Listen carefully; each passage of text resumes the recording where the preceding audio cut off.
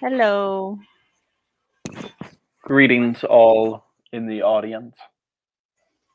How? Oh, I must put up the banners. How was everybody's weekends while everyone comes Oh, in? quite the weekend I had. Oh, would you like to Uh, tell us about it while I'm totally not doing a thing I forgot to I do? would love to recount my weekend. Uh, so Saturday, I don't remember. Saturday's not important. What is important is Let's see. God, I had to have done something on Saturday, but I don't remember what it was. Isn't that so weird when Anyway, just an entire day is gone yeah, from and your I'm just like, memory I'm and like, you're like, I I. went to work, but I got off at 4, and like, I surely I did something, but regardless. Oh, that was when I made an entire pot of quinoa because Mm-hmm. after dinner I was still hungry and I wanted a snack, and so As one too. I made a pot of quinoa and then ate the entire thing and then was just like, we're gonna see if I live to see tomorrow after eating just mounds of quinoa. But no, Sunday was my lovely weekend day where I was helping my parents move because Mm-hmm. now that they're empty nesters, they're just downsizing their home. Understandably. And me and my brother, my dad, and I were attempting to move a freezer up from our basement or their basement. And the basement was there when they moved into this house, or the freezer was there when they moved into this house 21 years ago. Ah, And so, that's an like, old freezer. old freezer, been down there forever. And importantly, they were not the ones that put this freezer down there. Matt, So is it wild that that freezer could be older than you? there's a good chance it's older than me. Like, Oh my. unless the people that owned that house before my parents bought a freezer and then like immediately left, that's probably older than me, that freezer. But so we're trying to get it up the basement stairs, and as being a freezer, it's quite heavy. And the Yes. cool thing about my parents' basement stairs is that they're like what you would imagine like the first staircase might have been like, in that it is just like flimsy wood held together with just like a branch that's propped up, and like the railing has collapsed on one side and on the other side it just like if you push on it it just bends.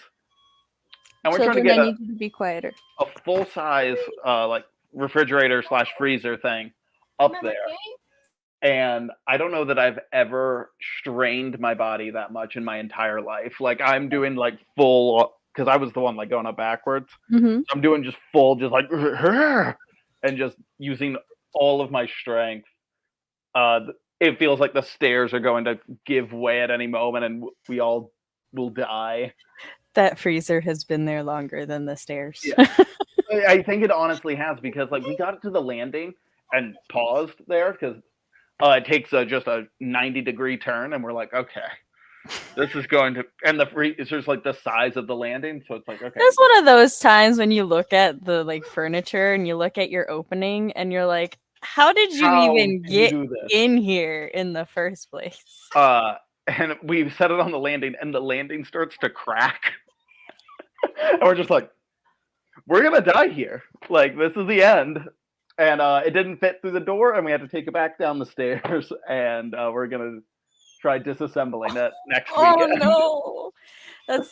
Yeah, when we tried to get our new fridge into the kitchen, the fridge itself was like an inch and a half Yeah. too big to fit, so we had to take the door off to get it into the kitchen. Yep. Yeah. Isabella's weekend was great. She did more work on her debut novel and got an idea for a new whip. And this one could be a 15 plus series with plot twists, multiple magic systems, and multiple villains wanting world domination.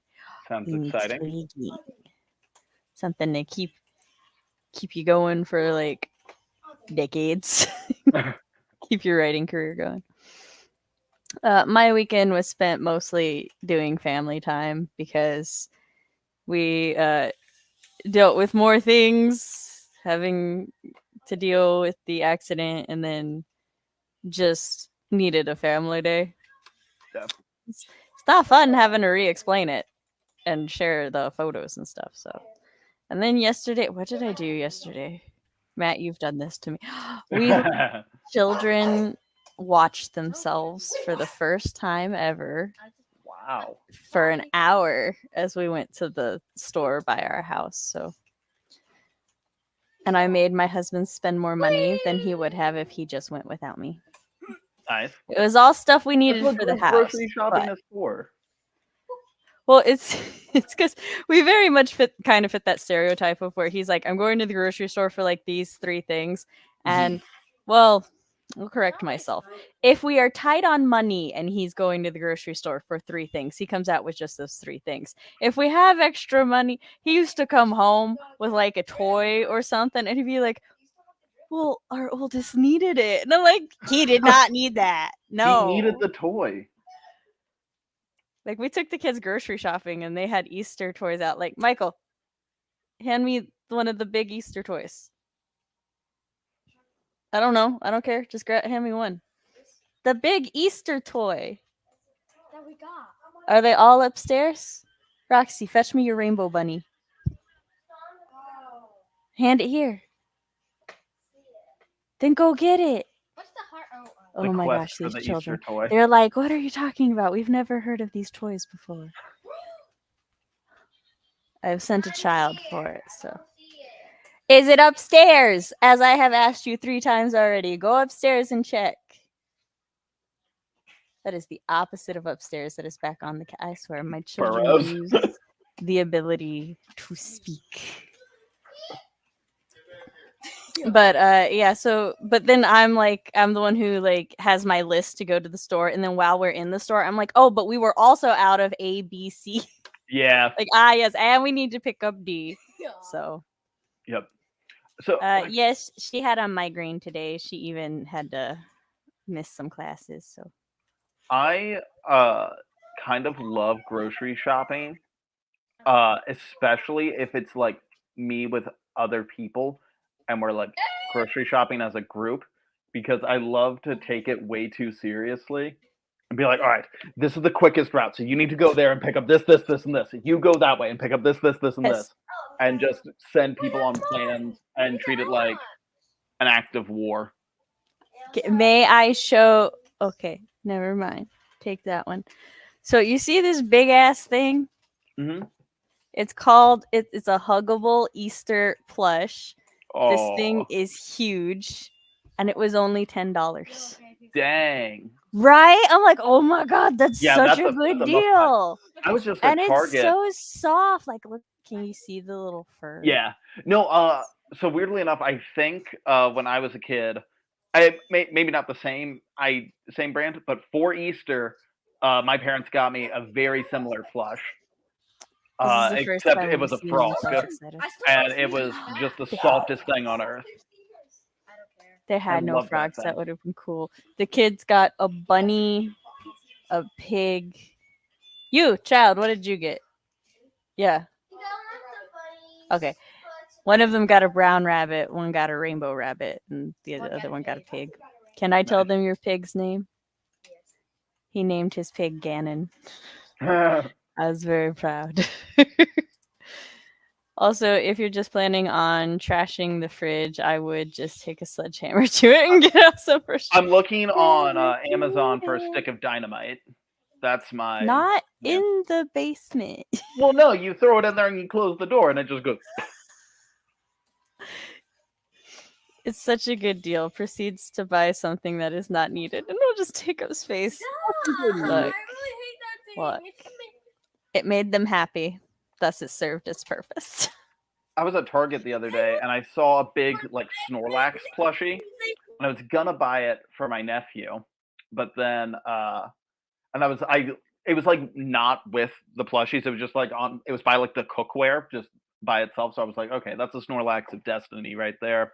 I got to buy that if it's under $25 is the budget I set for myself, and it ended up being 30. So I had to not buy it and let my nephew go sad. even though he wasn't there, so it's not like he knew that I was abandoning him.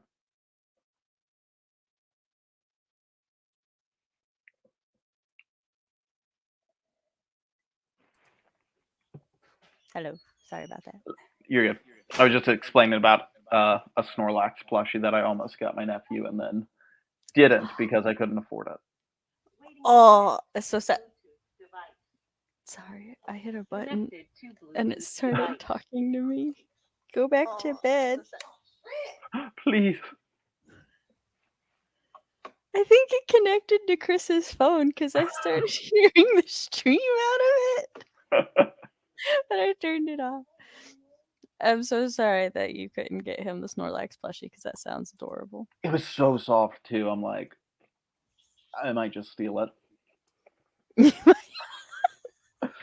At first, I thought you meant from your nephew, and then I was like, "No, wait." No, I didn't buy it. I meant from Target.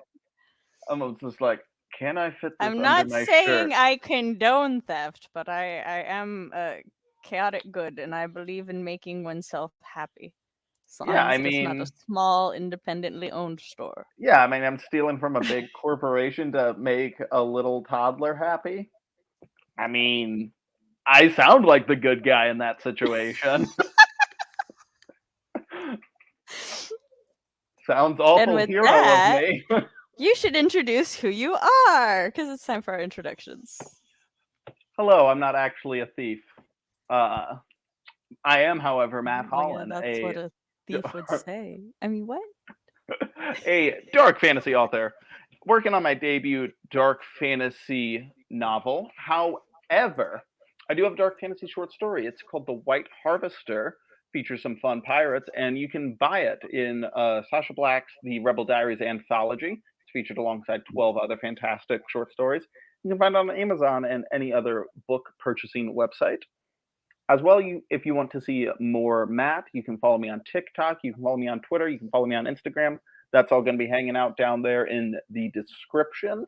And you can find me here about twice a month or so, like you saw me last week and this week. Yes. And I am Writing Mom Samantha L. Nassett. This is my channel where I talk about writer things, parent things, and writer-parent things. Occasionally, my fingers actually do a pattern. Most of the time, it's just weird circles. I host live streams like this on Mondays where we chat and get some work done, have a good old time. And other times, I host events. Like next month, I will be hosting a flash fiction free-for-all where me, Matt, Cody, and maybe CB will go up against each other with whatever prompts Fox's devious little mind comes up with that the chat votes on. After the last one, he had so many ideas. He was so giddy with things he could do. He realized exactly how much power he had by being the one setting it up. If you would like to read samples of my writing, you can go to my website, SamanthaLNassett.com, where you can read my spooky flash fiction or my villainous murder short. And if you would like to keep up to date with all things Sam, you can sign up to my newsletter while you're there. And if you like the channel, you like all the things, you can hit like the stream, subscribe, ring-a-ding to the channel, subscribe, ring-a-ding that bell. And if you would like to tip me, you can do so at my Ko-fi down below. Give Sam money. What do you want, child? Yes. I think he wants for everyone in chat to give Sam money. Probably. It's the book fair this week. That's probably what he wants. Book fair money. So he was just like, I would start a sentence and I would just hear, Mom, Mom. And then he was like slowly getting closer as if he thought the problem was just that I wasn't hearing him, but he didn't want to yell. Slowly like slides into frame. He did. I could see him at my peripheral. I was like, ah. So for today's starter topic, we're going to discuss the platonic love of friendships and rivalries. I had the perfect setup for this today, but man, bummer. It is still perfect timing though, because I'm finally catching up on My Hero Academia. And, oh my gosh! Yeah, are you all caught up? No, because the latest season has disappointed my soul so greatly. I told Chris I wanted to stop watching it weekly, and we could just binge it when the season finished. I will the last say, season being season 5. whatever is the most recent season out. Okay. The one with Shigaraki and All for One. Okay. And yeah. Yeah. Okay. Yeah. But I will say Bakugo's arc continues to be pure perfection. And I Love don't know my why boy. I don't know why his arc is handled so fantabulously well. No notes. And then the rest of the show I've just become greatly disappointed in its existence. So Goes. like at Let first me know when I'm Bakugo's on screen. Otherwise, pretty much. Oh my god! There's an episode that's like called Bakugo something, and I'm like, I was so excited for it. I just And watched that he's episode only last in, like, night. the last 5 minutes. Yeah, I I was like, why did you I watched fake that me episode out last like night. that? So hype, and then I'm just like, oh, that's not what I wanted you to do. Chris said we're in Okay, season so yeah, 6. I think you guys are in probably about the same spot as I am then.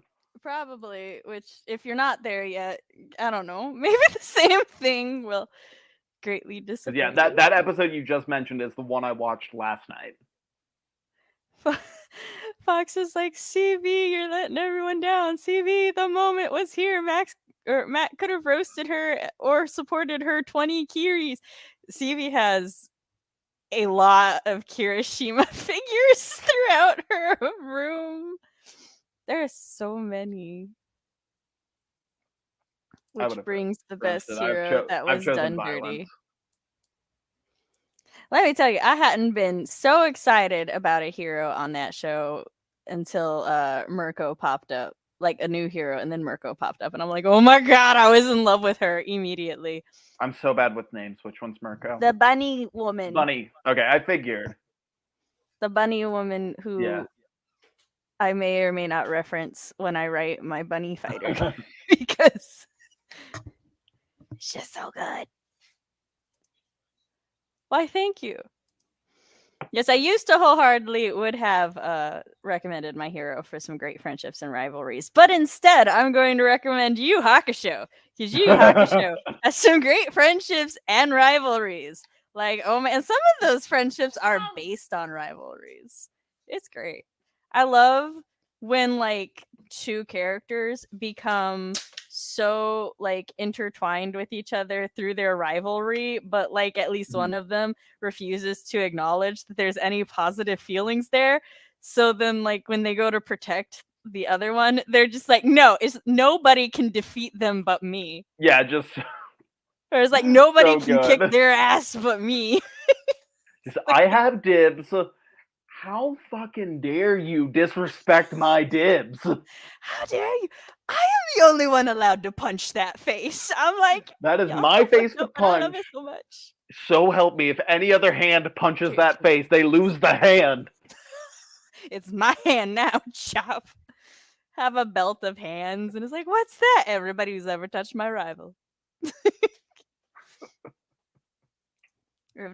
Well, Nicole, let me tell you, Yu Hakusho is about a delinquent teen boy who gets killed in the first episode because he saved a child from getting hit by a car, only to discover they don't have a place ready for him in the afterlife because he was not supposed to die that day because like the people in charge of the afterlife just never thought it was a possible option that he would have tried to save the boy. And in fact, the boy ended up with a couple more scratches than he would have gotten because the car was going to swerve and the boy would have been fine. So now they really don't know what to do. Like, so yeah, then Yusuke becomes a spirit detective, and then he has spirit detective shenanigans, and there's a giant ass martial arts tournament because of course there is, because it's a shonen from the 90s, but it's fine because the tournament arc's pretty fun. There's like a shit ton of really great characters in Yu Hakusho, and like all of the relationship dynamics are so good. And like, I love Keiko, which is our canon love interest for Yusuke. They're adorable. So Matt, you must watch it. I know Nicole said she's never watched it. I need to revisit Yu Yu Hakusho. I It was one of those when I was like quite young. I would get the Shonen Jump in the mail, so it was a bunch of just like manga, and it was like a monthly thing. I knew Yu Hakusho was in it, and I would read it, but I never watched it really. Well, And hell like I yeah. never finished it or anything. It was just like one of those. I'd be like, oh yeah. I'm not also really. I'm an advocate for the English dub of Yu Yu Hakusho because I just think that Justin Cook is my Yusuke. He is so perfect as Yusuke. One Piece is pure chaos and nonsense, but I don't know a show that does breadcrumbs and making things seem non-important and then being so important. I feel like if I started watching One Piece, I would have white hair by the time I was done watching One Piece. I'm waiting until the creator dies so I know there's no more. Like I know this the is more. The rate that I watch TV is quite slow, and there's like 300 million episodes. So fair. I don't love my chances of finishing it before I die if I were to start it now. Okay, look here, sir. So Chris is talking about the plot of Konosuba. And okay, if you're a fan of shonen and whether or not you're a fan of harem anime or just know a lot about harem anime, Konosuba is an amazing parody / comedy because it does what all of my favorite kinds of parodies do, and it is a love letter to the genre. So, like, yeah, the main character in Konosuba dies, and they're saving somebody. I think they just didn't expect him to die because they're like, huh, well. And then, like, she grants him any wish he wants, and he wants to go to like this world to be a hero because he's like, oh, I've seen a lot of isekais because he's an anime nerd. And then she's like, well, what would you like to meet it, or what would you like to take with you? And he's like, well, you, because you're a goddess. But she is a terrible goddess. Like, she sucks at it. And speaking of like platonic love, it's great because they get kind of this brother-sister relationship. Like, as I said, this is kind of a harem. It's a parody of it. So he's like, he does make the statement that he has tried to masturbate to her and just cannot bring himself to do it. And I'm like, it's so good. And it's just like, yeah. And then there's they just do so many things where you see it. And if you've seen enough of these animes, you're like, oh, okay, I know what would happen here. But then the way that they play it off, I'm just like, this anime is amazing. It is by far one of my favorite pervy-ish anime.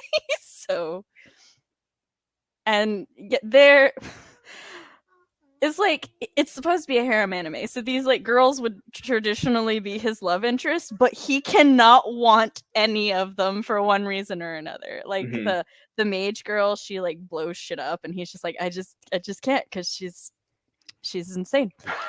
And then. And then they're like, the night lady, she's all like, yeah, I forgot her name. It's a very simple name. It's like a proper noun, if I remember right. And she's like, she's all like, oh, I will protect everybody and everything. But she has a kink, which is to be like injured. So it's like the more that she gets hit, the more that she likes it. And he's like, that's a no for me. So it's like, yes, her name is Darkness. That's what it is. Her name is Darkness, and she's blonde, and she wears all this. But yeah, he's funny. Just okay, so that's his canon love interest. But either way, he goes through most of it. He's just like, I cannot with any of these women. I love him so much for it. It's really funny. He tries to hire a succubus because you can like hire succubi to come into your dreams and they get to feed off of your energy and you get a nice dream. He tries to hire a succubus, but like they catch the girls catch the succubus and they're like, oh, we're being invaded by a demon, I think. And like succubus leaves.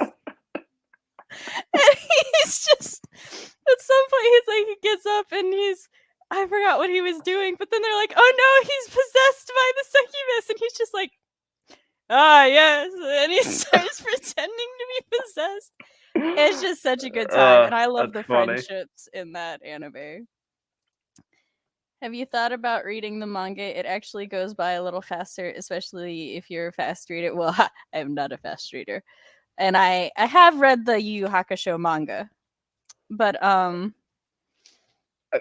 you talking about One Piece? I think it's about One Piece. Oh, that's fair. There are a lot of fillers in One Piece. I mean, I've read a decent amount of the manga, and I enjoyed it. It's just one of those where, like, I feel like if I wanted to buy all of that, that's going to get expensive. It's the effort I would have to put in does not match my desire. Matt is not that big a weeb. Engage in One Piece. I mean, it's good from what I've seen / read. It is good. It's just I don't have that in me. I like the plots and stuff, but then I see think some it's cool. character designs, and it makes me not so happy. Anime can get away with it. Freaking can. That's truth. I was also talking to, I think, Tina recently about like comics and manga and stuff, because Tina's a comic artist and will be releasing a webtoon. And so we're just talking about like the little stuff that like comic and webtoon artists can get away with that authors cannot. And it's like, I love hold on. I'm trying to remember the context. There's this one that I read that always does it so well.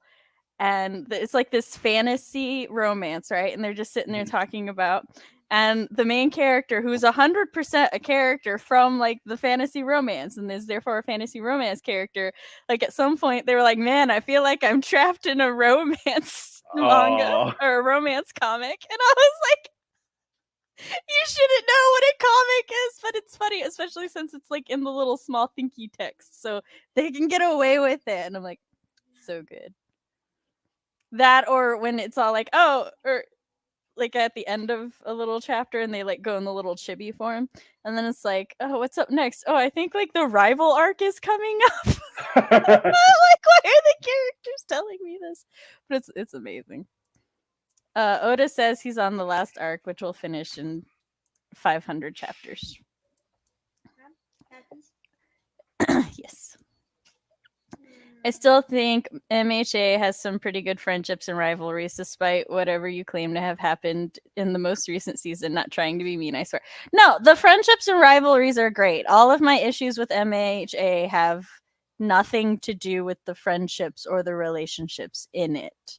So, like, it's just one of those things where when I recommend things, I don't like recommending something that at the because it's getting to be a long series, and I don't like recommending something that at the end made me very upset for like I'll go ahead and say one of my issues is their treatment of female characters. Like My Hero Academia started out as a great shonen to me, and I enjoyed it for all of the promise and potential that it had.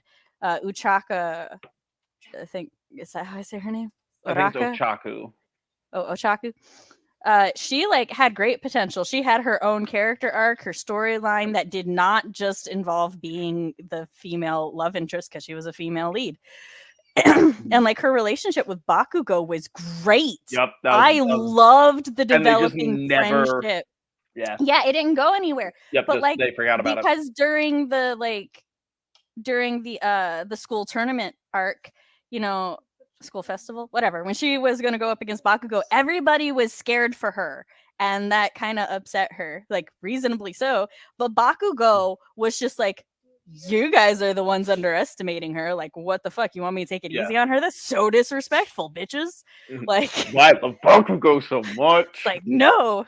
It's like, look, take it easy on someone. That's fucking rude. That's rude. Like, she got into this school just like everybody else. What the fuck? So I was really looking forward to like that development and like seeing how, because she and Deku also like they liked each other, but they both had their own things going on, and that was cute and refreshing.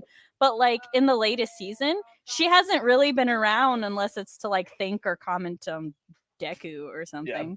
So, like, I don't like that. I, again, don't like how Mirko came in to be a very muscular, badass woman, and then she's, taken out the very same episode. I'm sorry for spoilers and stuff. I'm trying to be as vague as possible. And, like, the the reason I stopped is because of a very specific, very big spoiler thing that happened to one of the female characters who has been around forever. And I just feel that the way that it was handled was so disrespectful and so dirty. And ever since they switched to the new animation company, because they switched at season 5, I think, to a new animation company, the underage female characters have been animated so sexually. Like, I was never a fan of Momo's design. Let's be clear. Does not make sense for her power. There are like 10 other ways. I've seen so many good fan designs of what could have been done better. But like, now I get weird titty shots and from like the up the crotch. I don't like that. So like part of it for me is I'm very heartbroken that this shonen that treated its female characters and their arcs and stuff so good has fallen so far. And I also don't like how Deku's arc is going unless it like, I feel like it could still be interesting if it went a couple of ways, but I don't think they're going to do that. But that's like a personal preference thing to me. So, and I'm so done with All for One and Shigaraki. Can we just not anymore? Can we just do something else? Yes. Mm-hmm. And I also enjoyed My Hero because their fights lasted 1, maybe 2 episodes. And now they're lasting 4 or 5 episodes. And I'm like, why? Yeah. That's part of why I want to wait to binge it, because I'm like, if I wanted to watch a fight that lasted 4 or 5 episodes, I'd put on Dragon Ball Z. Mm-hmm. At least like when they start going, I know I can get up, go make my snack and shit and come back. Look, I love Dragon Ball Z. I'm a Dragon Ball fan. So you won't recommend a book that has a horrible ending, for example? Yeah, exactly. If I think the book ended horribly, or I would recommend it with a caveat that I enjoyed this book, but the ending is such and such. So Bakugo's like, I see the entire class. Exactly. Which is such a respectful stance to take. It is. And let me tell you, I did not want to like Bakugo. That is a weird miracle somehow. Well, it's like I started watching My Hero and I'm like, Bakugo's kind of character I don't really like. Just the obnoxious bully for no real reason. But like there was something about him that I'm like, I kind of do like him. And it's all like, I don't want to like you because you're a dick, but my God, do I enjoy this child? And then at some point, I was just like, you leave him alone. That is my Baku Boo. None of you understand him. He's a dick, but, you know, what happened with me was fairly similar in that, like, when he's first introduced, I thought he was just, like, silly in how mean and over-the-top mean he is. And I'm like, this dude's from a different show. Like, he's so comically mean. And then he starts having character development, and I'm like, oh my God, no one ever be mean to this boy. Momo wasn't a fan of her own costume, and it was part of her development with becoming more confident. But what I'm saying is, but that's like a bullshit, like, inverse reason. It's like, oh, Momo didn't like her costume. Okay, give her another one. You're telling me nobody in that nobody in that universe knows what a crop top is? You're telling me nobody knows what booty shorts are? No, we gotta like have the underage girl show off like 3/4 of her titty, and it's not even support. Nah, they can't catch me with that. No, because I will give you better inverse reasons as for why it doesn't make sense. Because like it just don't. Right, and it's like, also just like the creator could have just not done that. Like. Yeah, the creator could have also just not done that. You can just not do that. Man could have just not done that to an underage character. You can just not do it. Momo was originally supposed to be a boy character, so. Oh, I didn't know that. That's interesting. Momo was originally a boy, but he was like, we got too many men in here, so he turned a couple of them into girls. And Momo was one of the ones that became a girl. So he literally could have not done that. And like... that's like Midnight. I don't understand how Midnight's power works with her costume, because like originally she wore much less, which kind of implies that she can control when the pheromones go in and out, but then they were like, oh, but that's not conservative enough. So then like inverse, they had her switch to a suit that was arguably more flesh toned and made her look even more naked. Yeah. So that she has to rip off for her pheromones to work now. So I don't know. There's just too many questionable female character designs. And I will, he tried to justify it inverse, but I'm like, no. Yeah, not buying it. DBZ's fights last pretty much the entire We- season. And love on it. this season of Dragon Ball Z, Frieza versus Goku. Next. It's really just a like a Dragon UFC Ball. fight night. That's all. And I we love it found for out- that. We do. I found out why he's so angry all the time. His sweat is nitroglycerin, and he needs to keep his heart rate up. Otherwise, he'll die. No, is that an actual fact? Is that my poor boy? She had performed well enough during the school tournament where she zipped her jacket down and she had a sports bra on. I forgot. Are you talking about Momo? Yeah. See, so it's like there are ways to do it. Plus, like, that's not actually the biggest area. It's the back. So she really could have just worn a shirt that like came down to here. Like just a crop top that covered this part and then have the entire back exposed except a strip. Which is where most of her shit comes from anyway. Yeah. So, like I said. But like with the original animators, it wasn't as big a deal because the original animators didn't like camera focus on it. Now I keep getting kitty shots. You especially like Bakugo and the rest of the class stopped caring about his language, and his high level of confidence equates not understanding those. I love when the class just sort of starts accepting that's our Bakugo. They're like, yeah, he does Yeah. that. Just don't mind him. He's just like angry because they're actively ignoring him now. I love in the sports love the festival class when dynamic. Bakugo is just like grabs the mic and is like, I'm gonna beat all of you up. I'm gonna beat up every single one of you. I am going to be number one. And then he fights Todoroki, but Todoroki won't fight them all out. So he's That like, is- no, I did not That's win. one of my favorite moments This of the is an entire series empty is when he win. beats Todoroki and he's so mad. He's just like, why didn't you try hard? Like, what You a don't perfect respect me ending the to same that as you arc. respect Deku? How the fuck dare you? Perfect ending to that arc because Bakugo gets to win the tournament, but he's so pissed about it because he didn't get to win the way he wanted to. Yeah, Deku So with good. the green hair. I know Deku, but I don't know. That's fine. This is my poor boy. His poor blood pressure. Don't mind our angry Pomeranian over there. Just don't bother him. You'll get bit. I love the like little behind this, when it's like focused on something else, but you can see characters doing same. things in the background, and like Bakugo's beating Kirishima while they're like studying. Love it.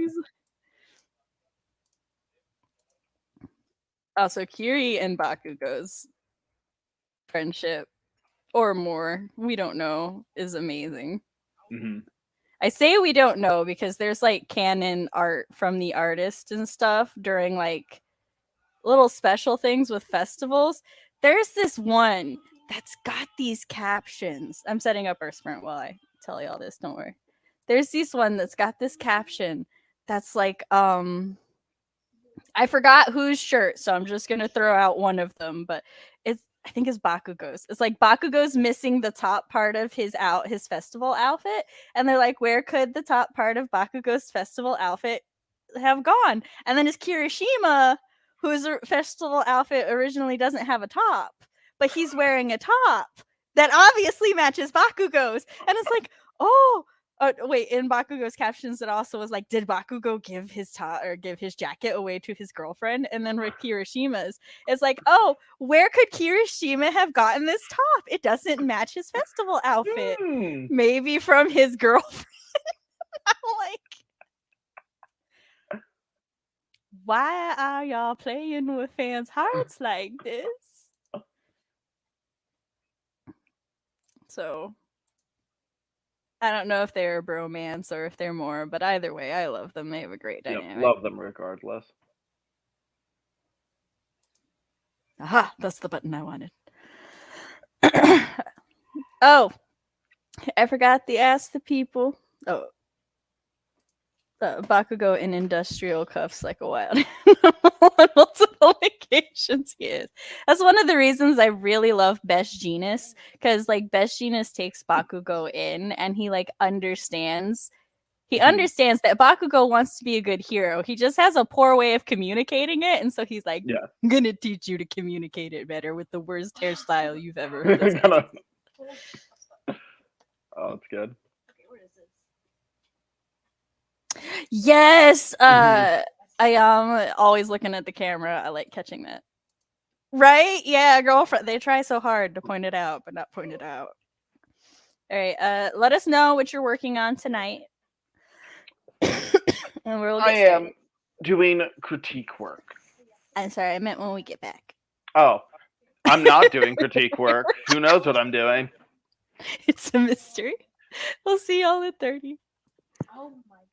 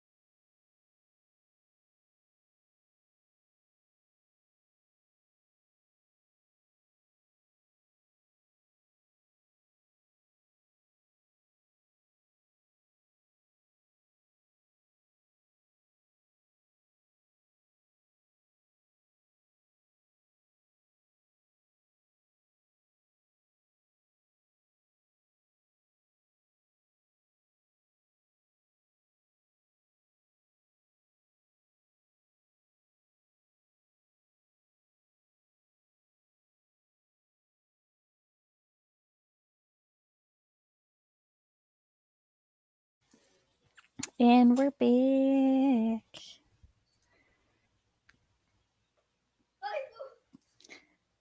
How did everybody do, and what were you working on? Matt, what were you working on? It's a mystery. Plot- I have not Plot decided. twist, I lied. I am critiquing. Oh no. Yeah. Betrayal. I'm critiquing a script for my critique partner, and I got about 3 pages. I went over plans with Fox for things and had to answer all the questions so that we know how to go about the thing, and now I have much work to do. If you would like to know what the thing is, sign up to the newsletter and you'll find out next month. There you go. Hi, Tina. Hello. 275 words on the debut and some dinner. Yes, good. That's what we're here for. That's why we exist. I'm just day job working. You guys are always doing a great job of keeping me company. Well, happy to be here. Although you got here right before sprint, so that's the good time to go and catch up on the beginning. Read 29 pages of Throne of Fire by Rick Riordan. What is Rick Riordan working on? Like, what is he currently like? Is it still like Percy Jackson stuff? Is it still those characters, or is it a different thing? Because I know he's still writing books, but I couldn't tell you what they're about. You know, he lets his son write some Percy Jackson books now. It's pretty cool. Does he really? That's cool. He does. I forget which one it was at first, but like his son had asked him about something in the books, and he's like, well, I don't know, how do you think that would have happened? And his son told him how he thought it might have happened, and then his son wrote the book, and that's canon. That's cool.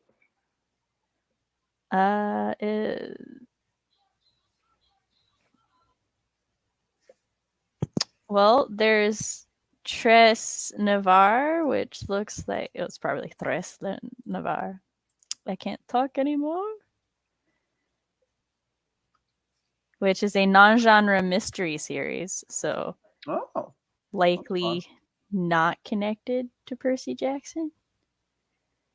Although the main character's name is Jackson Tres Navarre, and his enchilada-eating cat, Robert Johnson. Robert Johnson. That's the name of the cat. So it sounds like fun times already. And then there's the 39 Clues, which is an adventure novel series. Oh, it's a collaboration of authors. So I'm going to offend, I'm sure, many in the chat, but I'm going to talk about why I stopped reading Rick Riordan. No. And it's so what happened was the Robert Johnson reminded me because I thought that was really funny. But what made me stop reading his work is that the humor just stopped landing for me. You aged out. Yeah, and like sometimes it would be a little gem, like Robert Johnson being the name of the tribe. I'd be like, okay, that's funny. But so many jokes just stopped landing for me, and I was just at a point where like I can't stand a joke that doesn't land, and it really sucked because like I loved his books as a kid, but yeah, I think I just aged out of the humor or something because still have nothing but good feelings towards the series and the man. I mean, that's fair though. But yeah, just the humor stopped doing it for me, and I can't handle comedy that I don't find funny. Unfortunately, that was me through most of my adolescence with my friends, so I'm quite used to that. I know Rick has a Percy Jackson book coming. Oh yeah, I forgot about that. Nico and Will. I'm very excited about that though. It's a great name for a cat. That's fair. Honestly, I'm tempted to do a reread of the original books. But yeah, that's why I haven't revisited them either, because like I still have really fond memories of the original series. If you do a reread of the books, I would listen to the audiobooks just because I think the narrator who does it makes it so much more fun. It's a good idea. Because he sounds like a kid. Yeah. Like, and the narration is written very much to sound like a kid, so Yeah. I'm excited for the Percy Jackson TV show that's coming out. I look Like, forward to it. I think I'm going to actually watch that, and maybe it'll get me back into that universe. Fox said, Matt, the humor stopped landing for me. Fox, there was humor in Percy. Yes, Fox. Fox gave That's Percy a Jackson a it's try. borderline comedy series. Like, there's so many Hey, jokes in Look, there. by the time Fox read it, he was a very old, decrepit man, and therefore Yeah. it's fine. I'm going to chalk it up to, I guess, just aging out of it, but it really was a Can't bummer. believe they got Edge. Who got Edge? Yeah, I'm looking forward to this show. I have hopes. I've seen like a couple just like clips of like interviews and stuff with the kid they cast as Percy, and like that kid seems hilarious. And I'm like, okay, these jokes with that kid, that can land. That can be really funny.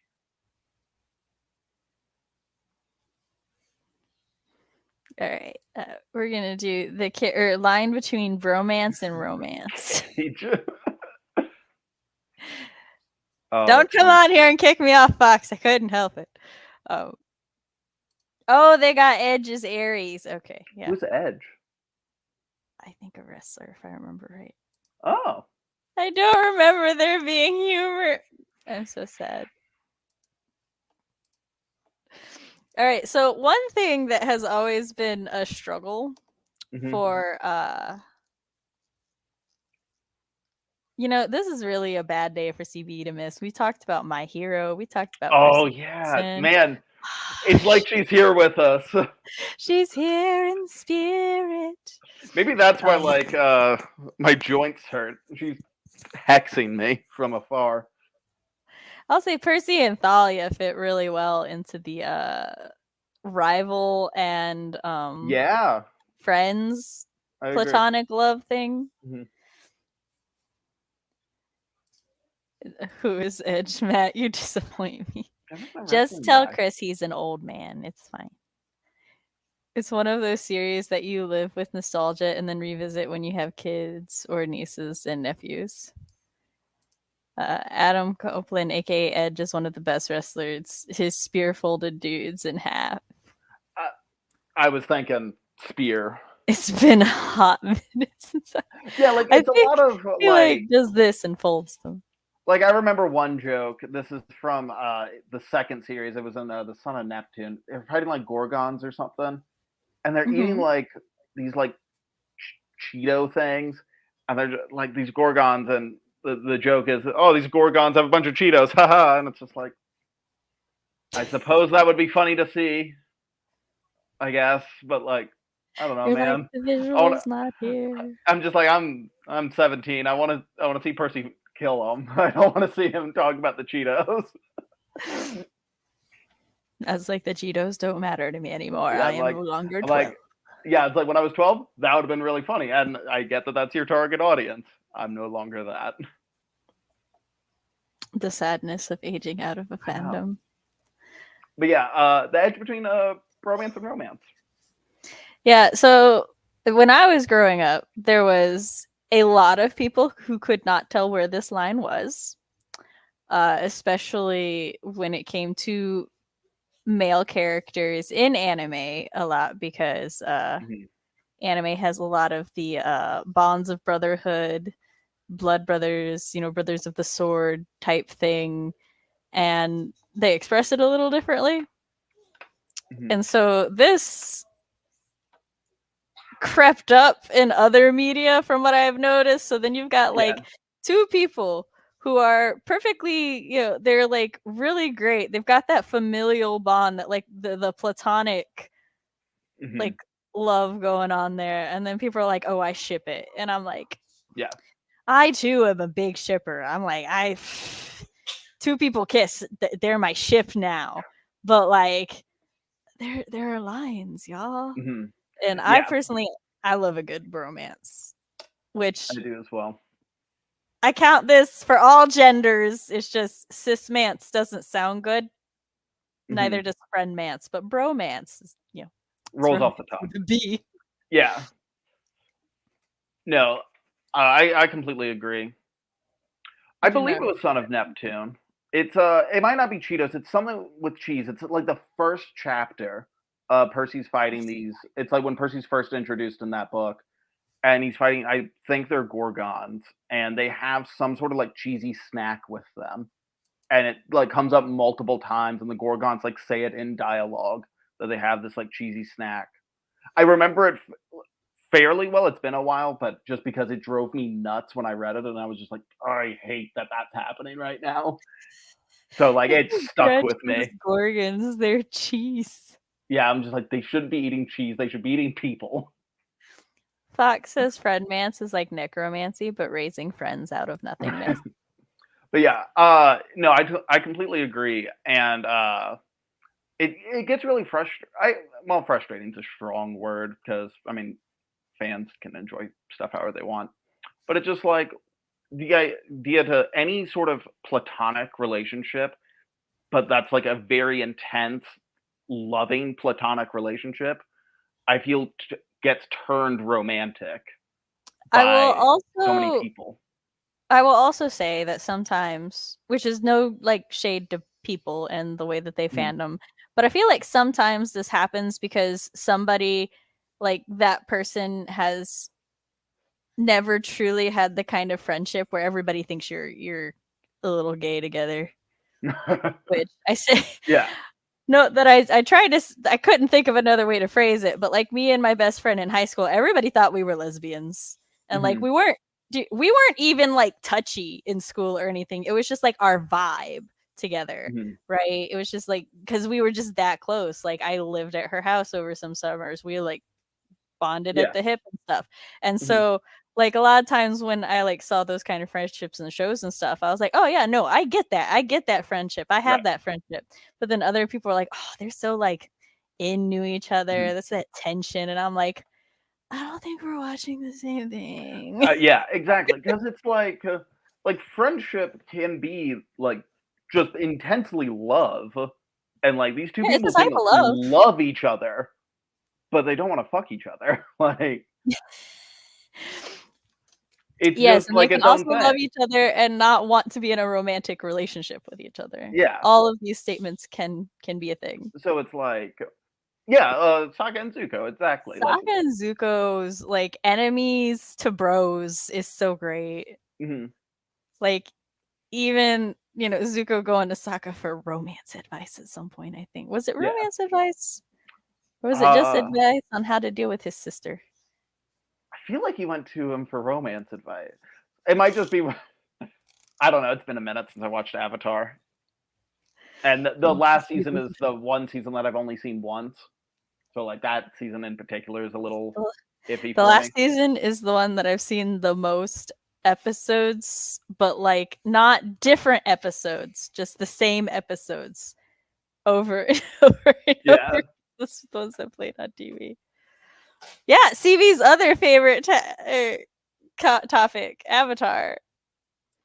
Which Avatar: The Last Airbender is another like great place for the like the bromances and the platonic love. Like Boomy and Aang were amazing. That was a Yeah. bromance that Bros. lasted the centuries. Mhm. Yeah, and like Dragons worked at yeah, Bargain. they're and don't they have like free Bargain samples Mart. of something? Were they samples of I think they're Cheetos? like sampling something. But yeah, like I think one of the best or like the most classic bromance example and like to find like sort of the line between these two is Frodo and Sam, which I've never read the book, so maybe it's a little different in the books.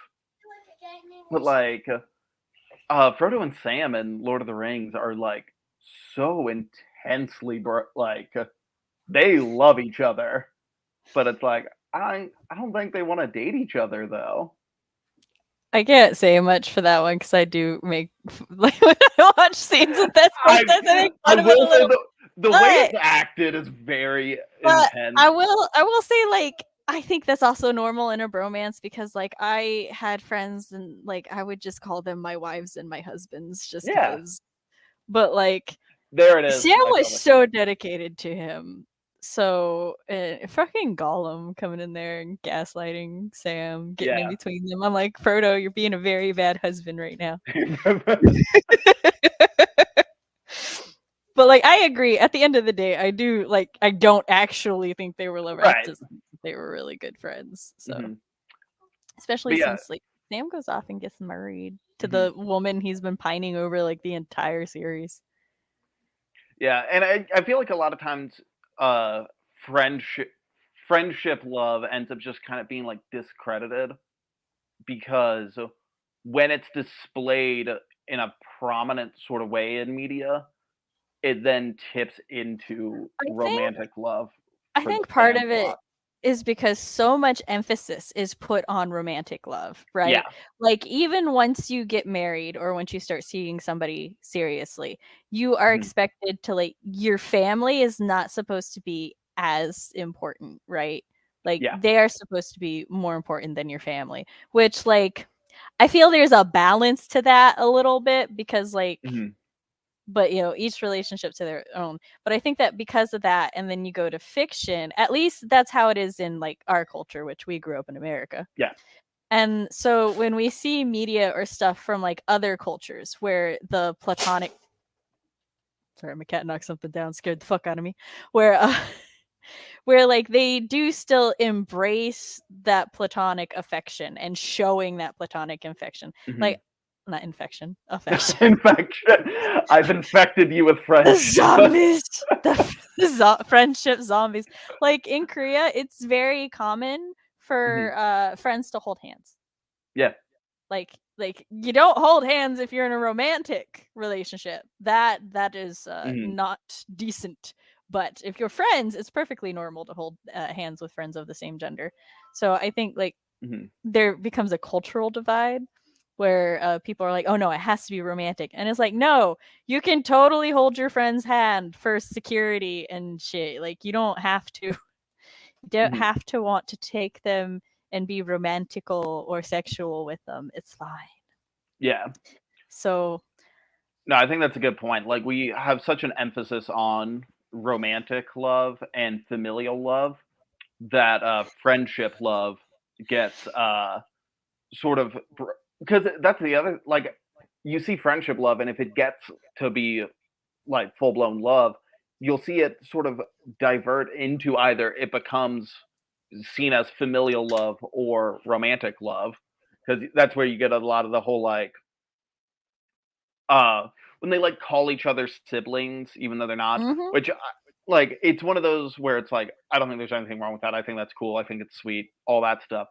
But I think it just kind of reflects the way that like we can't grasp friendship love unless we relate it somewhere else where it's like, oh, you love your Mhm. friend so much they're like a brother, and it's like, why can't you just love them that much as a friend and not as a brother? Yeah, and I will say I do think that the differentiation between like a platonic love and a familial love Hmm. boils down to like that individual person and how they Yeah. want to translate that, because it could Hmm. easily be either, because like Hmm. familial love is a kind of platonic love ish Yeah. based on how we define platonic.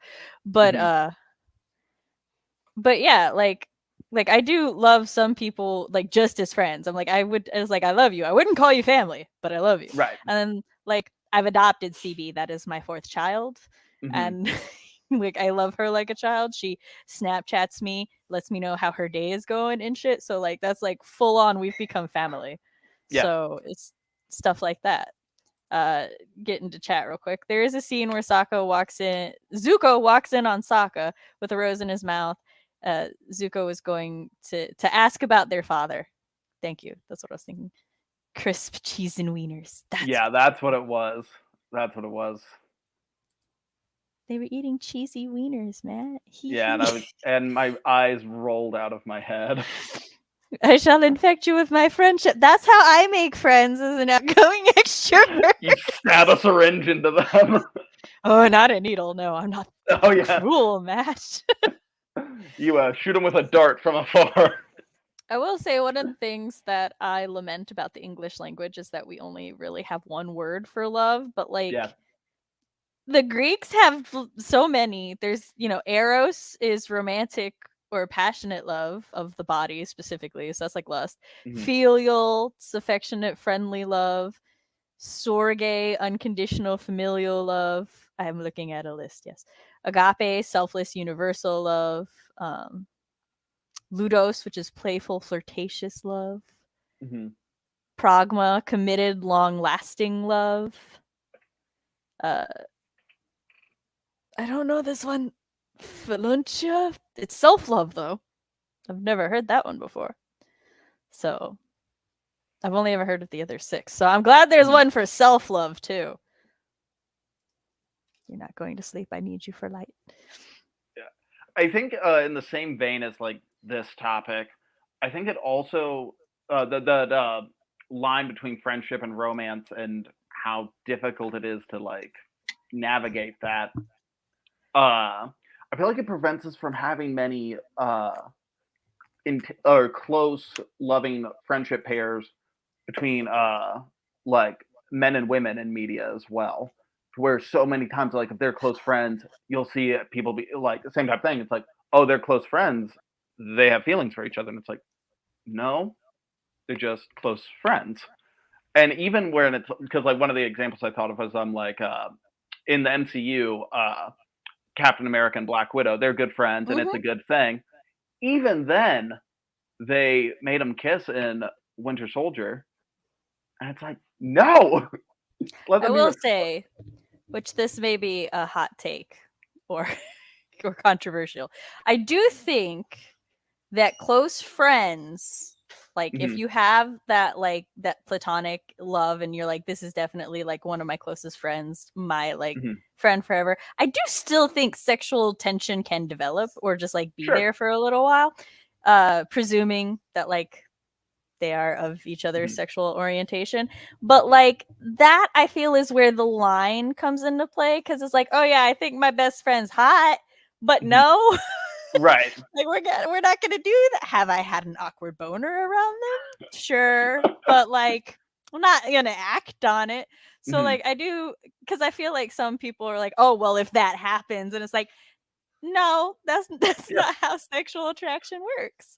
But yeah, that doesn't necessarily translate to the fact that their relationship's gonna change. It just Mhm. can. And I love me a good like friendship of the opposite gender and stuff, where they're just like super close and they're there for each other, and like they'll Mhm. do the thing where like they'll like sit down and just flop each other's legs in their laps and stuff, because that's what me and some Yeah. of my friends did in high school. And so it's just like it's so sweet, because Mhm. it's just like so friendly and there's like nothing there. It's just, oh, you had a rough day, okay, like plops legs in lap, is playing on phone. Yeah. But then like they make the jokes that only best friends would make at each other. So it's like, oh yeah, like my one class sucked, and it's like, shoot me now, and it's like, Mhm. no, because then I'll have to go get the pizza by myself. Yeah. And it's like, there is just so good. One really good example, I think, of a friendship in media where there was or slash is sexual tension, but then it's kind of like basically they're like no, No. and then stay friends is in the show Schitt's Creek, which is like a comedy.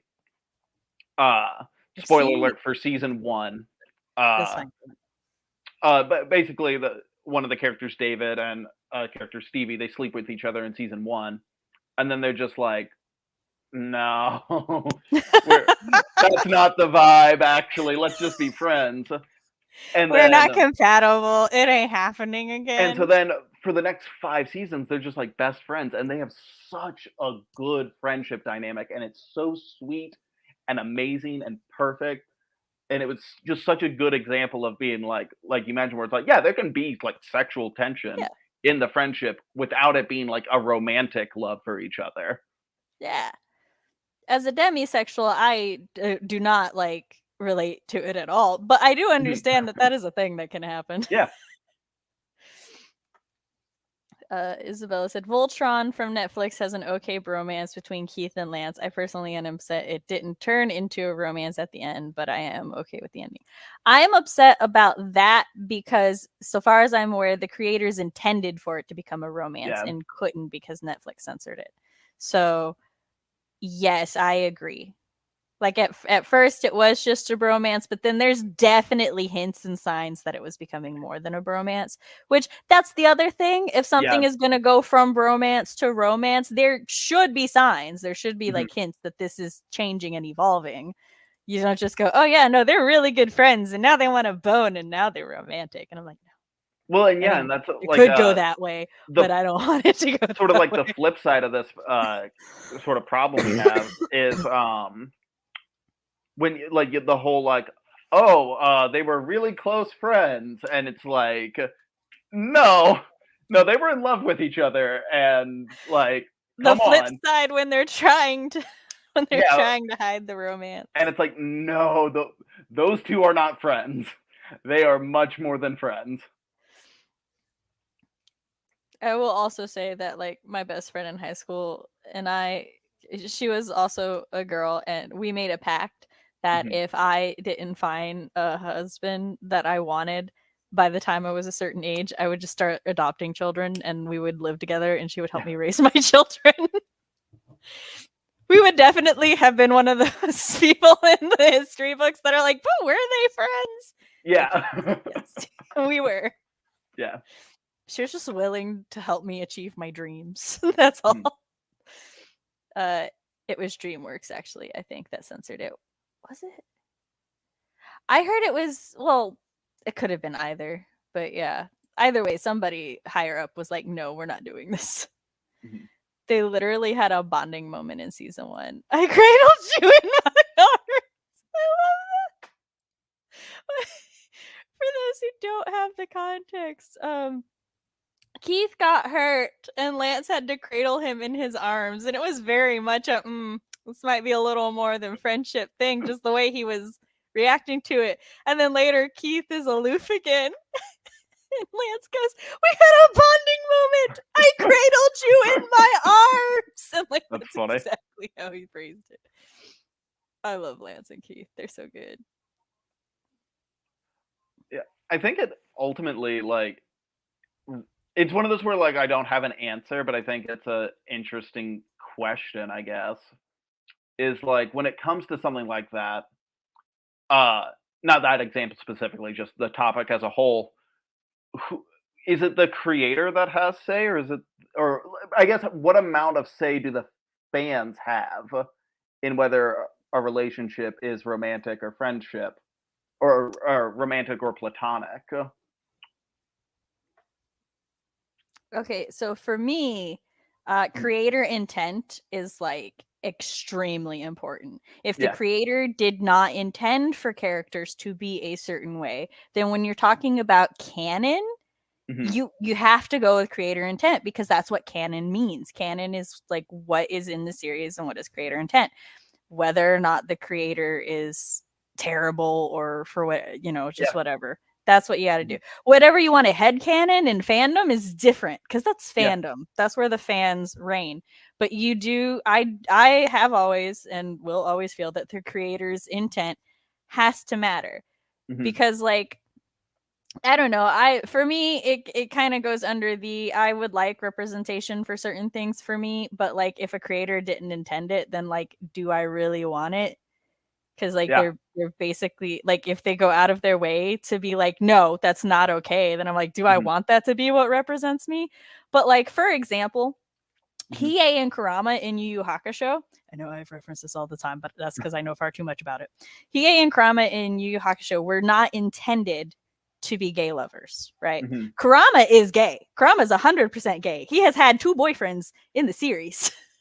So like his boyfriends have been referenced, so he is gay. That's not, anything. But Hiei himself was originally supposed to be straight, right? He even in season 5, he has a love interest, and she is a woman. But after the series came out and stuff, fans like sent letters and they sent questions and they were like, hey, is he a bi? Is there a thing with him and Kurama and like the other person? And the creator was like, I never considered making them gay, but looking back at the series, y'all are right. If I could rewrite it, they'd be boyfriends. Yeah. So I'm like, so with that, I'm like, yeah, if you want to say canonically, well, I maintain that Hiei is bi because he does have another love interest. But like as a couple, that's fine because the creator is basically saying, yeah, that's a thing. So there you go. But like, no, I agree. I think the creator intent is really important. Like, and kind of like you how mentioned, do it's y'all feel? yeah. I would love to hear chat's take on this. But yeah, it's kind of like what you mentioned. It's like, is fan created representation really representation if the creator didn't put it in there? And then I think you also have this sort of ambiguous stuff where the creator doesn't specifically speak on it.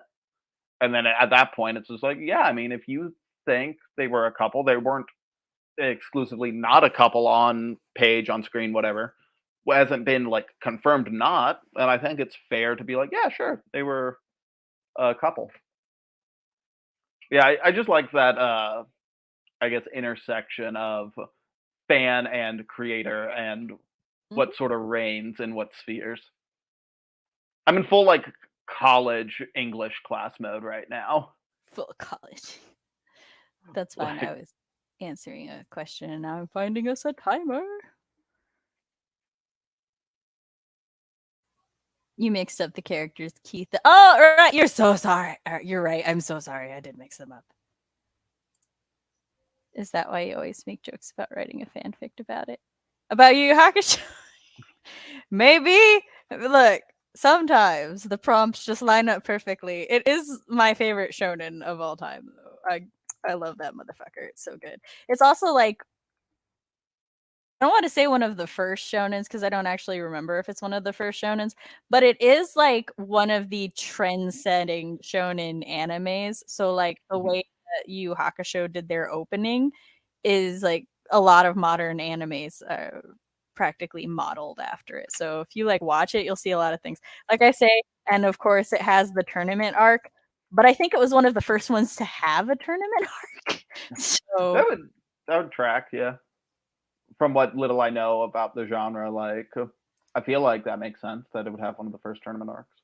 Yeah, like I said, I'd have to like fact check that, but it was definitely amongst one of the first. But I know for sure it was the first one to do the anime opening the way that it did the anime opening, and so like with them running across and then going, yeah, that was Yu Yu Hakusho's first. But my main upset with the end was how they made a romance, and that romance should not have been there. It was not necessary for the show and only hurt the characters. Are we talking about Allura and what's his nuts? The dark elf boy? Because let me tell you, oh my god, I fucking Lotor. I fucking loved how they did Lotor. I thought they were doing him so great and so well. And then the one thing happened and I fucking hated it. I was like, why could it? He's such a good villain. And then they ruined him. I was like, why would you do this to me? But yeah, I don't even remember what it was. Just that it made me cry. Well, not cry, but on the inside, I died a little. To be honest, I don't care much about creators' intentions. If I bought the book and read it, the interpretation that matters most to me is what I made. But I think I'm in the minority on that thought. I mean, that's fair. Especially because, like, a lot of creators, if you're not actively seeking out their intent, you probably won't know their intent. So, like, I think that's a good point for audience interpretation. Yeah, that's why I said fandom is fandom, and fandom is where fans rule the kingdom. Yeah. It's just in discussions about like what's canon and what like definitively is, it's I fall back on what I know of author intent or what is presented to me in the media. But if we're just like talking about things we like or how we interpreted something, 100%. I Caesar and Joseph got a good one. How dare you forget the romance that broke my heart? Caesar and Joseph from JoJo's Bizarre Adventure Part 2, I think. they have such a good rivalry to bromance, but like also note that because it's JoJo's Bizarre Adventure, it quite bounces everywhere. So there's has the best. That's only because you're in fucking love with younger Toguro. He's like your husband. I hate him though. I hate his design. Like when he starts, he's like 100 over 100% of my power. Is that the guy with the glasses, the Yes, sunglasses? just the guy with the Yeah. glasses. He's like Chris's favorite character from Yu Hakusho, and I have a love-hate relationship with that man because His it's disregard so for ridiculous. math. He does not know how percentages work. Lotor was an experience. I know. Look, I also say this as a fan from the 80s Voltron. So like I own the like little special DVD cases because when I was working at a convention as a teen, my boss had all of them. And so I was like, this is what I want for my paycheck this time. So like I like Lotor from like he's a good villain, but also he's so shitty at his job. And then like the new Voltron made him like good at his job for a while. And I was like, oh, did Lotor level up? What has happened? And then they did what they did. And I'm like, why did you do this? 100 over 100%. I refuse to watch JoJo because I can't stand the art style. That's fair. It's extremely stylistic. No, papa. I will say I don't always like the art style, but I highly respect Araki as an artist because like a lot of times artists are, which I'm not saying there is anything wrong or right with this. It's just artists have definitive color palettes and colors for their characters and stuff, which I appreciate as somebody who enjoys like consistency and knowing things. I tend to notice when characters' hair or eye randomly changes color between covers, and I'm like, for why? But Araki cared more about like tone and getting vibes across. So like his characters literally change from like having blue hair, wearing like a predominantly purple outfit or something, and then like in the next thing they've got like green hair and doing it because I want this vibe, and he just gave no fucks about that. And I'm like, I can respect it. That's good. Also, he like changes genre every season. He was like, this is the story I want to write. But he also like writes himself into a hole all the time and then doesn't know how to get out of it. And then he's a wild, wild man. Love that. Yes, he's been in the Louvre. He's also the only mangaka whose art has ever been in the Louvre. And he did who did he do the babe, which fashion brand did he do the collab with? They literally made Alora and Lance sort of canon and then did that terrible ending. Alora and Lance were such a see, that's an example of a bromance that should have stayed a bromance. I loved their dynamic as friends. They were so good. Yes, it was Gucci. So Oh, that's cool. but all right, let's go into our sprint. We've got work to do. Boom. All right, 3, 2, 1, go.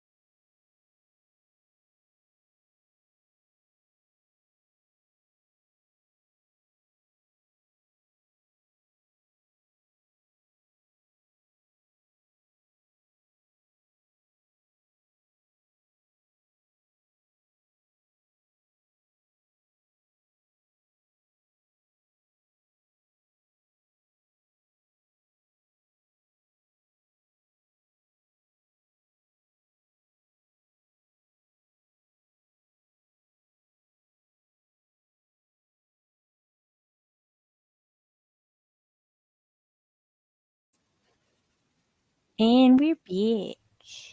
How did everybody do?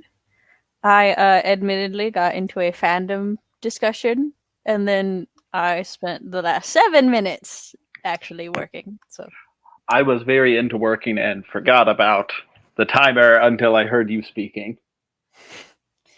it's okay. I didn't realize the timer had sound, so I heard thunder in my ear, and I'm like, I knew we had really heavy winds earlier, but I did not expect thunder in my ear.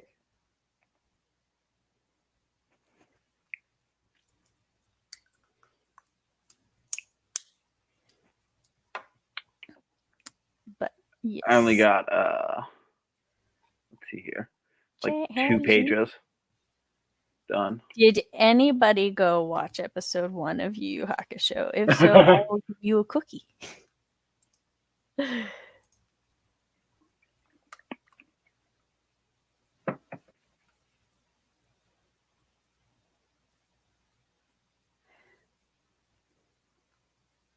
Yes, Tina, that is 100% them. It's funny you mentioned that because one of the Drawfee episodes that I had caught up on, all they were doing is calling Yoko Kurama various types of Inuyasha. They were like hot Inuyasha, Inuyasha without puffy pants. They just kept going. 219 words of my debut. Woohoo! 14 more pages read in Throne of Fire. Nice. I'm pretty sure everybody here reads faster than I do, but that's okay. Because I can read for like 12 hours in a row, so it's fine. What I lack in speed, I make up for in stamina. The opposite of a cheetah.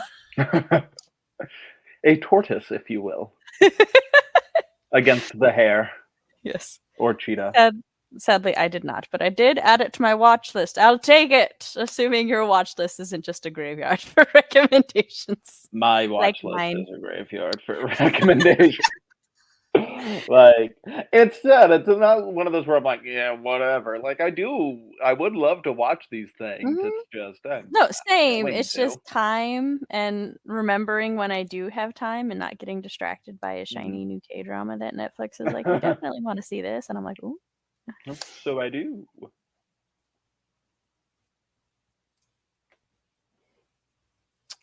Inuyasha, love that show.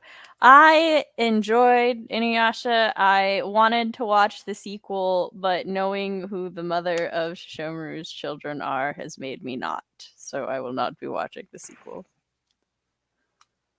Because that's just weird to me. I can't.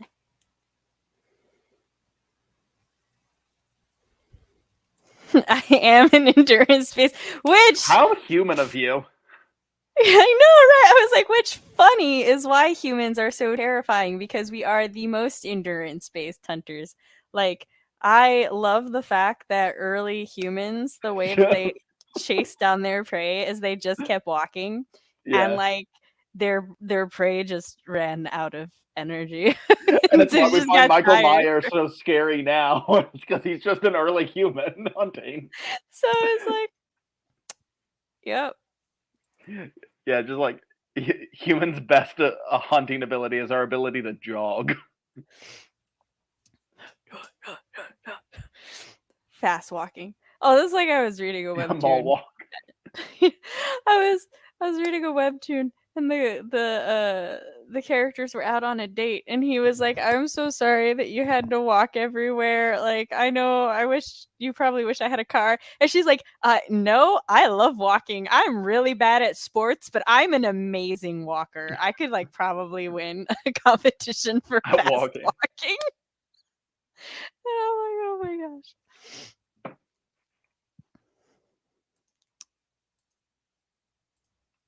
So, it is time that we discuss the platonic relationships and love in ours.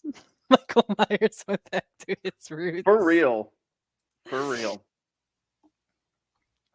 So, does anybody have any platonic relationships that they would like to highlight in the series?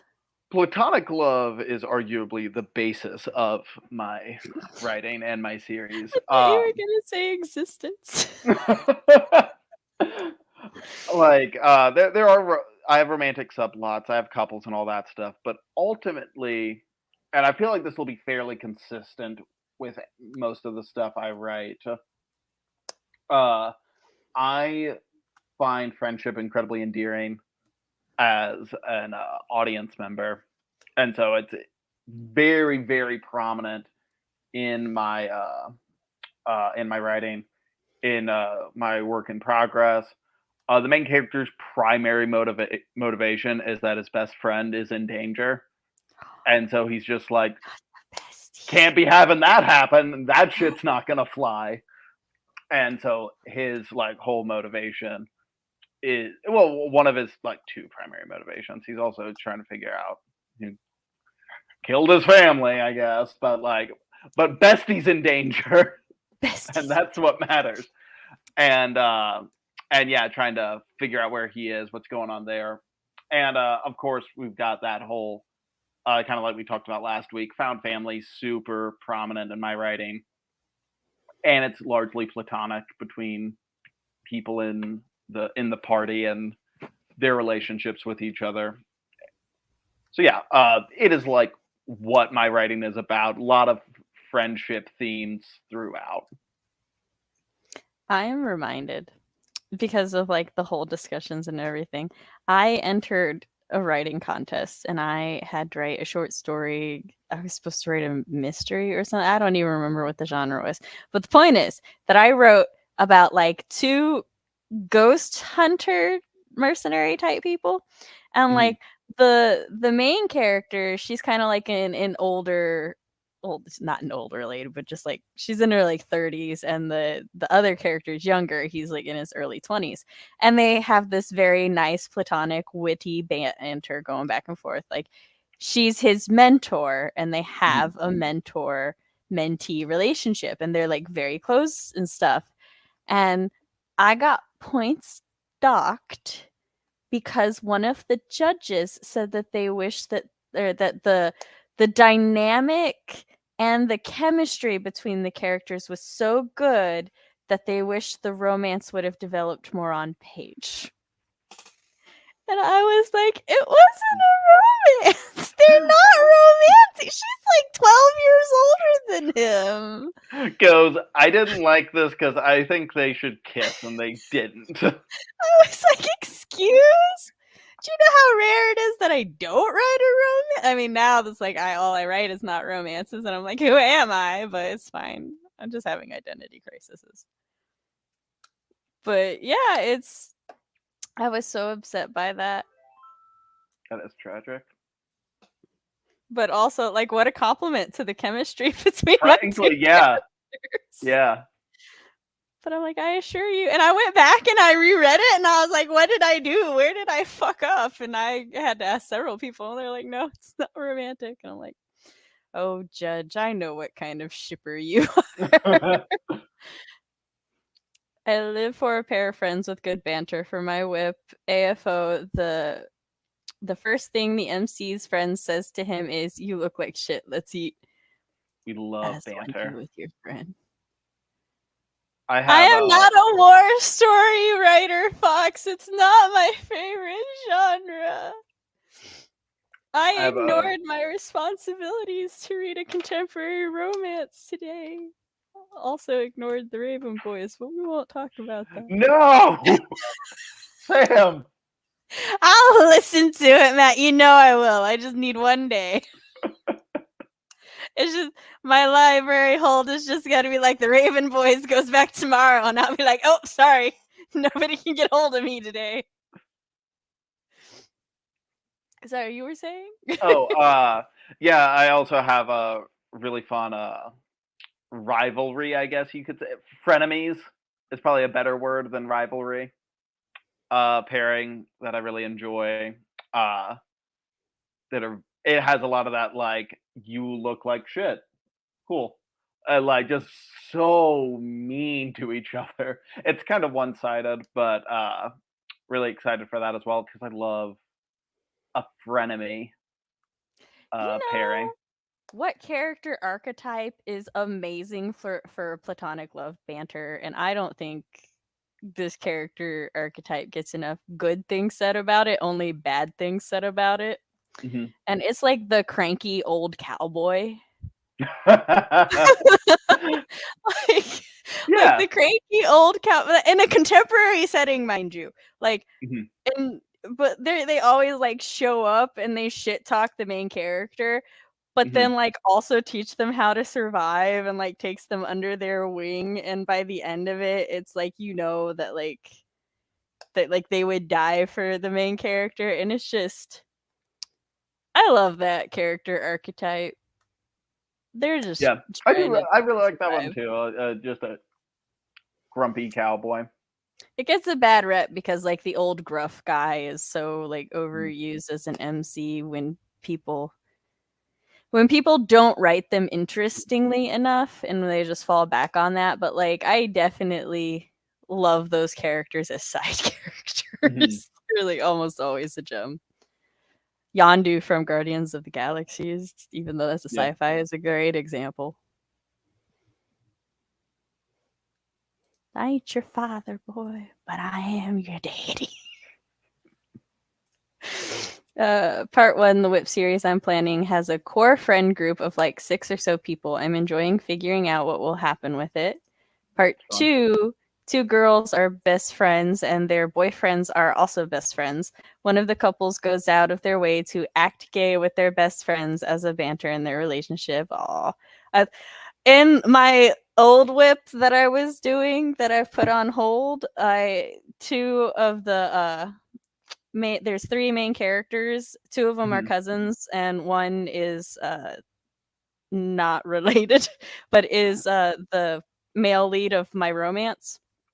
And the male cousin would playfully flirt with him and stuff, just because he liked to mess with his friend, until he like figures out that that guy and his cousin have a thing, and then he's like, "Oh, I'm not doing that no more. That's just weird." And stopping. But I love when friends are comfortable enough to like flirt with each other. The other couple just begrudgingly goes along with it. In my high fantasy WIP, Kieran, the MC, had.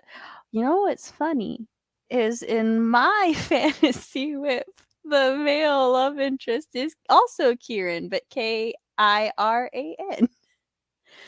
Has a stuck up for Sean a few times as the 2 of them try to overthrow the government for their own reasons. Nice. Yes. I love that like platonic friendships and stuff are also considered in all of our writing.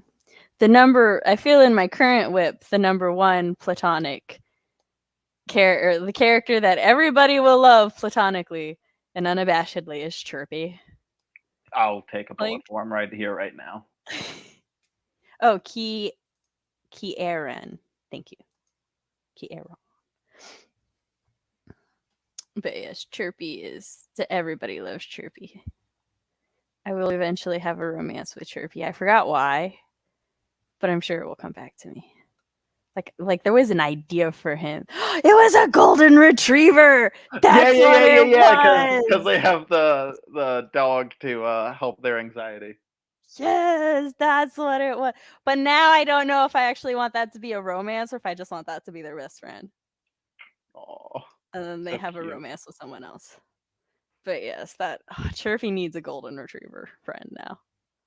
That just helps calm Chirpy's anxiety. Like when Chirpy's really anxious at work, they just send them puppy pictures of like their nieces. Just having a bad day. Here's some puppy pictures. I want a golden retriever best friend that does that. That would be great. The things that one can only do in shifter writing.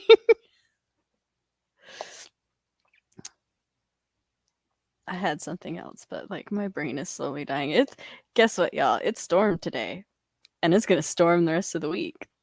So my brain is loving that. We got a nice little tornado warning here this afternoon. That means we might be getting it. I remember not long ago when tornadoes were a summer thing and not a February thing. Bruh, tornado season for us is like early in the year, like spring and fall. For But us, yeah, it used to be like July, August. Now for it's just like well, for us it was like August, September, Mm-hmm. and March and April. Definitely wasn't a February thing. Yeah. But it is now. That's like my mom was talking about. She's like, "Oh yeah, the north is getting a lot of snow, but us in the south are getting heat." And I'm like, "Mama, no, we're down on the mountains. That means we're getting the cold winds from the top. That means we're gonna have tornado weather again. We're in Tornado Alley."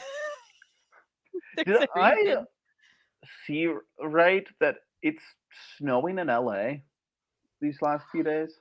It's storming here in LA. A rainstorm has come in and will last a good 10 days. Have you gotten any snow? Like I see pictures of like Pasadena covered in snow. I'm like, is this Also, real? I am not well versed in these specific cities of California, but that's like a shit ton of rain for you, right? Like you don't normally get that much rain. Like if we had a rainstorm last 10 days, oh, another flood warning, it's whatever. But like you To should clarify, we be concerned? LA as in Los Angeles, not the Oh, or abbreviation for Louisiana. Louisiana, right? That always throws me off because 9 times out of 10 they mean Los Angeles, but sometimes it's like, oh yeah, Louisiana, LA, and I'm like, ah. So yeah, is it Los Angeles? Well, if it's or in is it Louisiana, I'm still mildly concerned because they are below sea level for a lot of the state. But like California. Also y'all are kind of more. Oh, okay. We got hell, Illy. Yeah, okay. it snowed. So we were right at first, Matt. Yeah. Okay. But yeah, oh my gosh. We had some lovely spring weather. And I love how we went from platonic love to weather. To weather. Yeah, as friends do. But yeah, we had some very nice weather and stuff, and then one day it just started hailing. And we were like, why? My mom was so mad. She's like, I gotta go drive today. You better not fucking break my windshield. And I'm like, oh no, Mom, I hope the hail doesn't break your windshield. She's like, I'll fight it. And I'm like, people wonder where I get it from. We had some gorgeous weather up here for a while. We had a day in the low 70s. And then a few days later it snowed, and I'm like, no, stop it. I know that's what it's supposed to be doing right now, but I love the 70s. We had really nice spring weather, and then Friday hit, and my dad was going to fix something on Chris's truck for us, and then it was cold and rainy, and we were like, why? ¿Por qué? So... And then like this morning it was rainy and dreary, and so like I dressed for rainy and dreary, and then when my mom and I went to go pick the kids up, it was such beautiful weather. We were like, what? Yeah, I hate you all. But also like the winds were so strong that when I was walking on the sidewalk to do something, I almost tripped because the wind almost took my foot. I was like, what the fuck? So that's also fun. We also got a crap load of snow up in the mountains, hoping to get enough water to last us a while. I wish that water for you. Yes, it snowed in Pasadena. Absolutely wild. It's like climates are changing everywhere.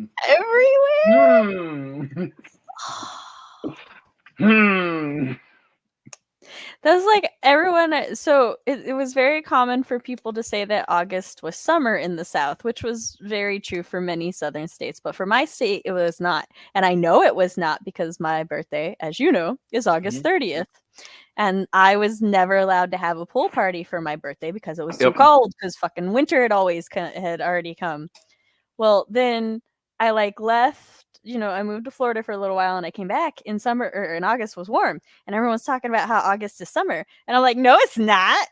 And then August is hot now, and I'm like, what are you talking about? I will not be gaslit. My childhood was filled with disappointing rejections about pool parties. Like, you cannot, you can't erase that. I know. So But now our summer goes sometime in September, even though they tell me Yeah. fall starts then. Lies. And then the February doesn't even know what it's doing anymore. February. I mean, and I feel like February was always like so confused. kind of an all over the place weather month, February and March. But like lately, it's just like, dude, you're not any season. You're For just us, it spinning the wheel every day. depended. So like because September was definitively fall, but then Mhm. October could be fall or October could start winter. So like Mhm. depending on where winter fell in October would determine what our February would be, right? So because if winter started in October, because sometimes we had to bundle up Yeah. for our Halloween costumes. So if winter started in October, then February was probably where spring was going to start. But if winter didn't start till November, then February. Wait, did I say that right? Yeah, no, then February would be winter. So, Mhm. but now it's just like February. Are you okay? Yeah, like do you know what you're doing? Are you going through menopause February? All these heat and cold flashes. I didn't want to deal with this with you. People question why I carry a heavy backpack. I am 5 nothing and I weigh between 95 to 100 pounds. Why do you think I wear a heavy ass backpack? yeah. That's I why would not. I was literally thinking today, Nicole, because I was under 100 pounds until I was 25, I think. So I was literally thinking today, I was like, bruh, just like 7 years ago, I would have been very, because I'm like, told my mom as we're sitting in the parking lot, I'm like, some of these kids could probably fly away. That's why I don't wear loose clothing when it's windy. I don't want to be a kite and just. I'm like the opposite. If I know it's windy, I'll put on a really big t-shirt because I like the way it flutters. I'm like I'm in a dramatic movie. I have my friends hold on to my shoelaces in case it takes me. That's why you wear heavy boots. You can flutter like you're in a dramatic show. No! Put me down! Fly away. Okay, I'm gonna prepare us for our last sprint. If there is anything anybody else would like to talk about with friendships, rivalry. Do you have any rivals in your stories? I have a rivalship that's also a friendship, I forgot, between Miguel and Moxie. Okay. I noticed I named a lot of people M, specifically a lot of Wildcats M. It's fine. I have habits apparently. But yeah, Miguel and Moxie both are frequent contender. Well, I say they're both frequent contenders. Moxie has held the championship for years, but he is a frequent challenger of hers. But they're also like really good friends. Like she knows his wife. She adores his wife. I don't. So I have a lot of relationships that I would consider rivalry adjacent, but none of them that I would fully commit to saying they're a rivalry. Like I think they're all lacking like one aspect of what I would define as a rivalry to where they don't really count. what are those? And what's Like the aspects? Like for one of them, it's like because like for me a rivalry, it's like you guys have to have like the same goal, similar skill set, similar, basically be similar in a lot of ways. Have a mutual respect for one another, and then also like butt heads sometimes. Do your rivals have to start out with a mutual respect, or can they gain a mutual respect? No, can gain Okay. a mutual respect, I would say. But yeah, that fourth one I think is maybe a little iffy. I guess they don't have to butt heads to necessarily be considered a rival. I just feel like a lot of times they do. But yeah, those big three of mutual respect, same goal, same skill level in whatever they're doing. And I have a lot of ones that are like 2 out of the 3, but don't have a third one, to where I'm like, no, you're probably not a rival. I just remembered a friendship dynamic that I want to write at some point. So I'll have to come up with a whole like storyline so that I can write this dynamic. But it's like a friendship triangle. Yeah. Where like you've got the one friend, and then this is their other friend, or this is their. All right, so the one friend is A, And then we have friend B and friend C. And friend B and friend C are mutually jealous and territorial of each other over the friendship of friend A. Even like to the point where they help friend A with like their romance and stuff. But like they're like, why are you helping? Like, they called me. And it's like they're like, no, they called me. And they're like, I called both of you. And like they eventually have a begrudging respect for each other. I love that shit. Yeah, that's really fun.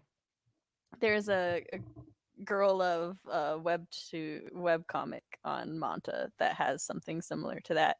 Although after the comic like ends, there's bonus things where those two friends are now becoming lovers. So I'm like, didn't consider that, but